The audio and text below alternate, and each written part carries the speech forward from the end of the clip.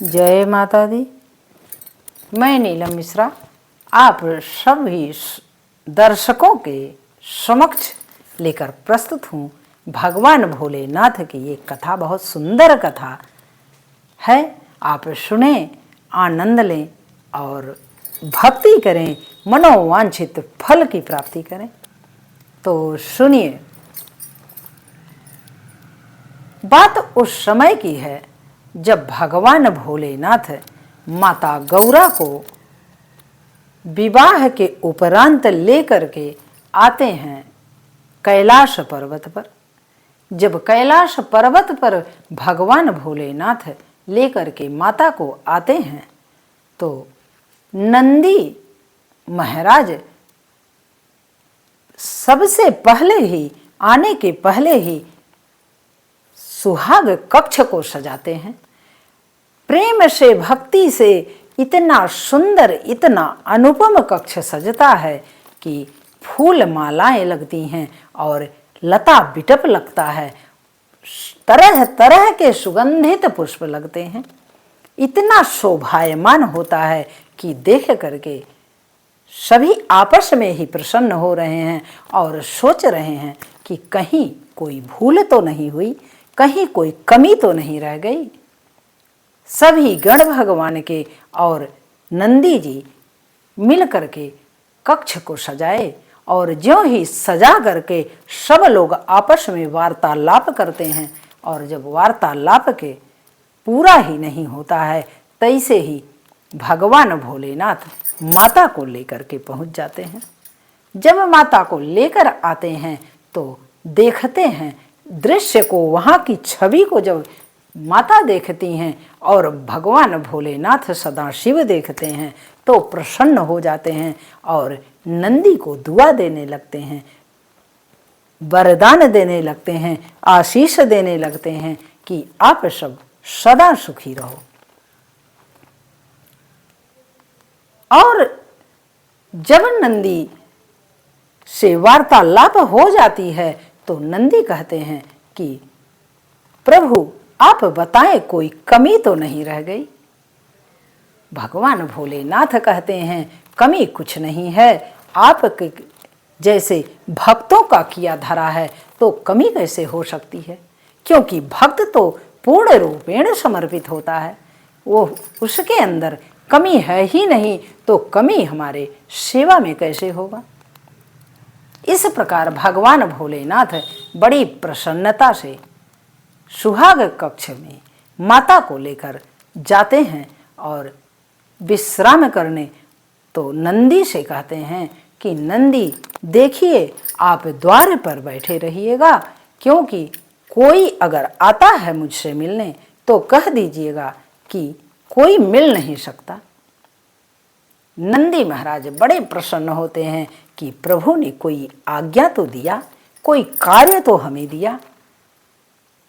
और वो कहते हैं कि भोलेनाथ आप जाइए, माता के साथ विश्राम करिए, कोई यहाँ नहीं आएगा। इधर क्या होता है, जब तारकासुर उस समय था, असुर तारकासुर ने जब सुना कि भगवान भोलेनाथ का पाणिग्रहण हुआ है, माता गौरा के साथ विवाह हुआ है, तो विवाह को लेकर उसे कोई प्रसन्नता नहीं हुई।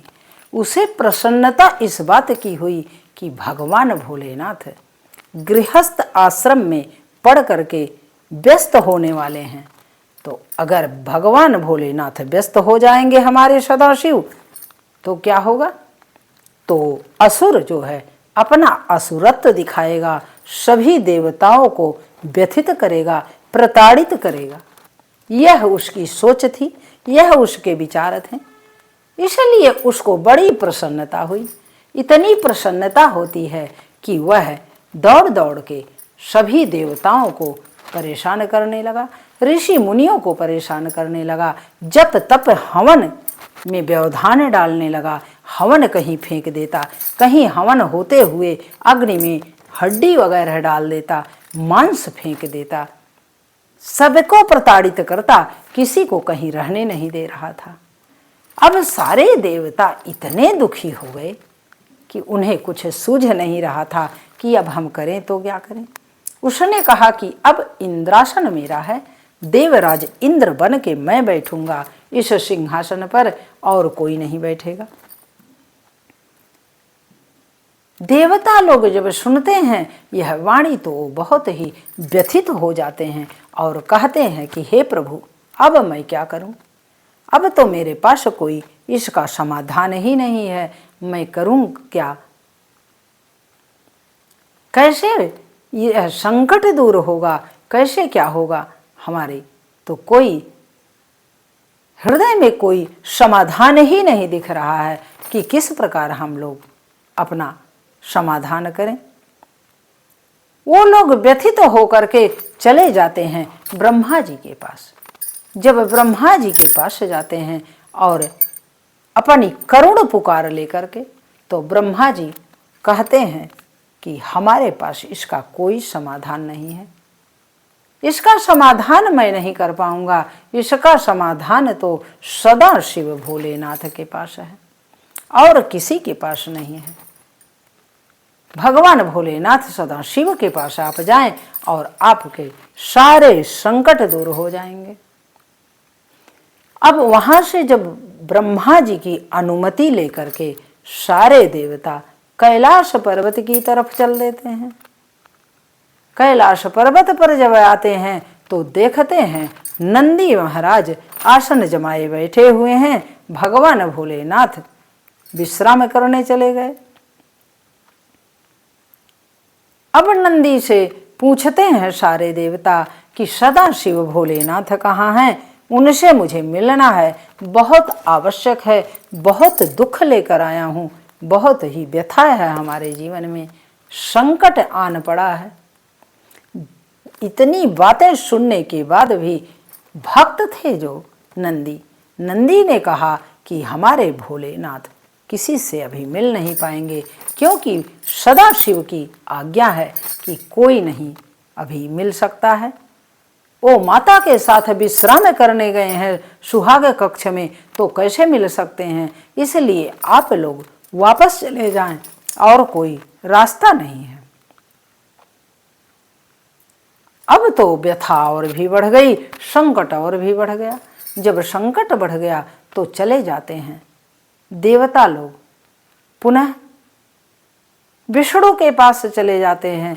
तब भगवान विष्णु और ब्रह्मा जी दोनों ने उन्हें समझाया, कहा कि सदा शिव हमारे बड़े दयालु हैं, भक्तों की करुण पुकार पर वो कभी टाल नहीं सकते और किसी न किसी माध्यम से वो आएंगे जरूर और आपके सारे संकट को दूर करेंगे।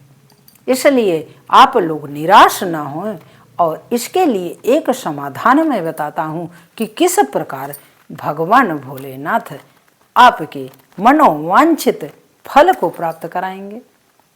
देवता लोग कहते हैं कि प्रभु अति शीघ्र बताएं कि हमें क्या करना होगा, नहीं तो हम लोग कहीं के नहीं रहेंगे, ना हम लोगों के रहने का ठिकाना है और ना हम लोगों के सोने का ठिकाना है, ना खाने का ठिकाना है।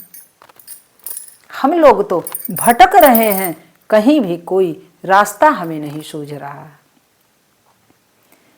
तब ब्रह्मा जी बताते हैं कि आप जाएं, पार्थिव बना करके भगवान भोलेनाथ का पूजन अर्चन वंदन करें और खोडसोपचार से अभिषेक करें, पंचाक्षरी मंत्र का जप करें। भगवान भोलेनाथ प्रसन्न होंगे और आपके सारे मनोवांछित फल को देंगे, आपके सारे संकट को मिटा देंगे। जब इस प्रकार ब्रह्मा जी आज्ञा देते हैं और सभी देवता आकर के सामूहिक रूप से पार्थिव बनाते हैं भगवान भोलेनाथ का मिट्टी का और उसको पूजन अर्चन वंदन करते हैं, पंचाक्षरी मंत्र का जप भी करते हैं और संकीर्तन करते हैं, जागरण करते हैं। कहने का तात्पर्य है कि भगवान भोलेनाथ में ही एक एक क्षण एक एक पल व्यतीत करते हैं, क्योंकि दुख में जब कोई मनुष्य अथवा देवता होता है तो उसे दुख का निदान ही दिखता है और कुछ दिखता नहीं। अब इतने दुख में पड़े हुए थे कि सिर्फ एक ही बात कि भोलेनाथ किस प्रकार आए और हमारी समस्या को दूर करें। ओम नमः शिवाय, ओम नमः शिवाय, ओम नमः शिवाय जपते रहते हैं। अब जब भगवान भोलेनाथ वहां पर माता गौरा के साथ सुहाग शैया पर हैं और मुखमंडल पर दुख दिखाई दे रहा है, व्यथा दिखाई दे रही है, तो माता पूछती हैं कि स्वामी आपको क्या समस्या है? आप आज के दिन आप इतने व्यथित कैसे दिखाई दे रहे हैं? आपके मुखमंडल पर बहुत दुख दिखाई दे रहा है, बताएं प्रभु क्या कारण है, कौन सी समस्या है, कौन सा संकट आपके ऊपर है, हमें अवश्य अवगत कराएं। तब भगवान भोलेनाथ कहते हैं, घट घट में के वासी वो बताते हैं, कहते हैं कि देवी हमारे भक्त करुण पुकार कर रहे हैं, बहुत संकट में हैं, इसीलिए मुझे बहुत कष्ट है इसका कि मैं किस प्रकार उनका समाधान करूं और किस प्रकार उनका संकट दूर हो जाए। जब माता ये बात सुनती हैं तो माता कहती हैं कि प्रभु आज तो बड़ा धर्म संकट में आप पड़े हैं, इधर आप अगर मुझे छोड़ के जाते हैं तो ये भी तो एक अपराध ही होगा कि आप सुहाग सेज पर एक नारी का अपराध लगेगा आपको। और अगर भगवान भोलेनाथ कहते हैं कि अगर मैं भक्तों के करुण पुकार को नहीं सुनूंगा तो मुझे उसका भी अपराध लगेगा। मैं क्या करूं देवी, मुझे जाना ही होगा, बस मैं कुछ क्षण के उपरांत आ जाऊंगा। यह कहकर भगवान भोलेनाथ सदाशिव हमारे उठते हैं और चले जाते हैं देवताओं के पास और माता से बता देते हैं कि देवताओं ने करुण पुकार से मुझे बुलाया है और मुझे जाना आवश्यक है। और जब भोलेनाथ यहाँ पर आते हैं तो क्या होता है, जब सारा वार्तालाप होता है देवताओं से तो पूछते हैं कि बताओ क्या समस्या है, कैसे क्या होगा। तो उन्होंने कहा कि तारकासुर ने बड़ा उत्पात मचाया है प्रभु, अगर आपने कुछ नहीं किया तो हम लोग दर दर भटकेंगे, हम लोगों के लिए कोई आश्रय नहीं मिलने वाला है, अब हमारे लिए कोई रास्ता ही नहीं है प्रभु, इसलिए आप ही निर्धारित करिए कि हम करें तो क्या करें। अब भोलेनाथ ने कहा कि मेरे पास कोई रास्ता नहीं है इसका, मैं कुछ नहीं कर सकता, क्योंकि मेरे हाथ से उसका वध लिखा ही नहीं है। अगर मेरे हाथ से उसका वध नहीं लिखा है तो मैं किस प्रकार उसका वध कर सकता हूं। तब ब्रह्मा जी ने समझाया, कहा कि देवताओं से कि देखो भगवान भोलेनाथ से कहो कि एक पुत्र की सृष्टि कर दें वो, और वही पुत्र उनका तारकासुर का वध करेगा और आप लोगों का संकट दूर हो जाएगा। अब जब देवता लोग कहते हैं, प्रार्थना करते हैं, ब्रह्मा विष्णु सभी कहते हैं कि प्रभु एक पुत्र की सृष्टि कर दीजिए और देवताओं का संकट दूर हो जाए, क्योंकि आपके पुत्र से ही लिखा है उसका मृत्यु। तो जब तक आपके पुत्र नहीं होगा तब तक देवताओं का संकट नहीं दूर होगा, इसलिए प्रभु आपको कुछ न कुछ तो करना ही होगा। अब भगवान भोलेनाथ जब सुनते हैं तो उन्हें दया आ जाती है और वो अपना तेज खींच करके अग्नि कुंड में डाल देते हैं। और जब अग्नि कुंड में डाल देते हैं तो एक पुत्र की उत्पत्ति हो जाती है। और जब पुत्र की उत्पत्ति हो जाती है तो ब्रह्मा जी उस पुत्र का, उस बालक का नामकरण करते हैं और नामकरण कुमार नाम से उसे बुलाते हैं। और भोलेनाथ आज्ञा देते हैं कि जाओ, तारकासुर का संहार करने के लिए आपको उत्पन्न किया गया है। जब वो पूछते हैं कि पिताश्री आप आज्ञा करें कि हम किस लिए इस धरा पर आए हैं, तब वही भोलेनाथ आज्ञा देते हैं और तारकासुर का वध करने कुमार चले जाते हैं। इधर क्या होता है, भगवान भोलेनाथ माता के पास जब जाते हैं तो माता को यह पता चलता है कि कुछ दिनों के बाद कि भगवान भोलेनाथ ने अपने तेज को, अपने वीर्य को अग्नि कुंड में फेंक करके और पुत्र उत्पन्न किया है, तो उन्हें बड़ा कष्ट होता है। इतना कष्ट होता है, इतना दुख होता है कि वो देवताओं को श्राप दे देती हैं। देवताओं को श्राप दे देती हैं कि जाओ, जिस प्रकार मेरा अधिकार तूने छीना है उसी प्रकार तो तुम्हें संतान नहीं होगा, सभी लोग निसंतान रहोगे। जब इस प्रकार माता गौरा श्राप दे देती हैं तो हाहाकार मच जाता है, हाहाकार मच जाता है। सभी देवता द्रवित हो जाते हैं, दुखित हो जाते हैं और माता भगवान भोलेनाथ से प्रार्थना करते हैं कि प्रभु माता से कहिए, वो तो जगत जननी हैं, उनसे कहिए कि हमारे इस श्राप को वापस ले लें, हमें क्षमा कर दें।